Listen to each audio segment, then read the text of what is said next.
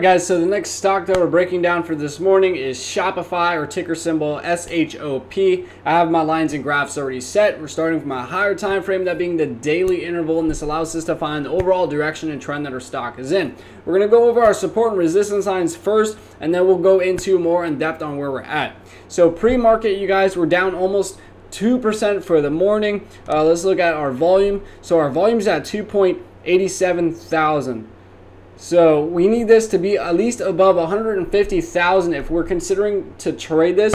Anything below 150,000, you guys, is going to be such a slow-moving stock that it's not going to really be worth your time. So this may actually move up closer to when the market opens. So just keep that in mind as well, you guys. Always check your volume. All right, so now let's get into our support and resistance lines, and then we'll get into more in depth on where we're at. So you can see up here at the $1,500 level, we look left.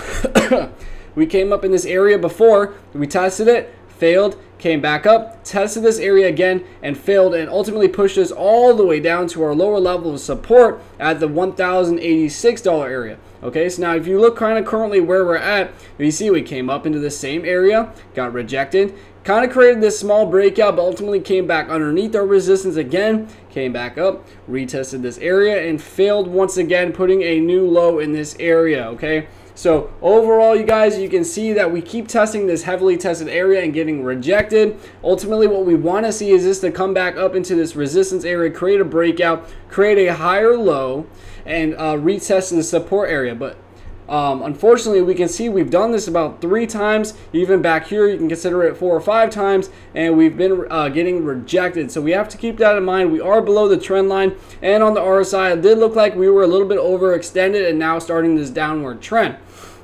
So where could we be pulling back down to? Well, our lowest level of support tested, you guys, was this $1,086 area, and you can see we tend to bounce from this area a lot.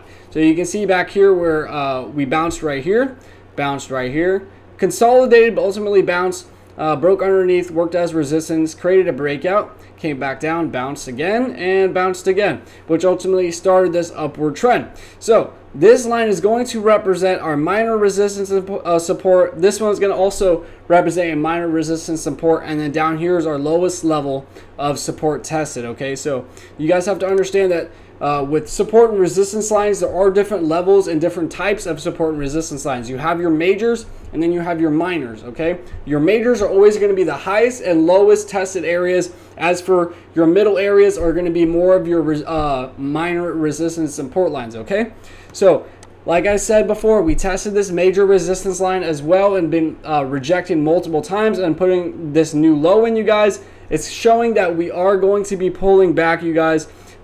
If we do end up pulling back up into this area, like I said, what we want to see is this to retest the $1,500 area, create a breakout, put in a new high, and come back down and retest that as a support level. Then at that point, this could be a good buying opportunity. But as of right now, since we are underneath this resistance line and in this downward trend, I would wait and be patient for the best opportunity. And that, like I said, it really wouldn't be a good idea to get in at this moment in time, especially with this new candlestick opening down in the same area of this new low. So we could definitely be pulling back down to the 1260 area, and if we do, at that point, this could be a good buying opportunity as well, since we have tested this area multiple times.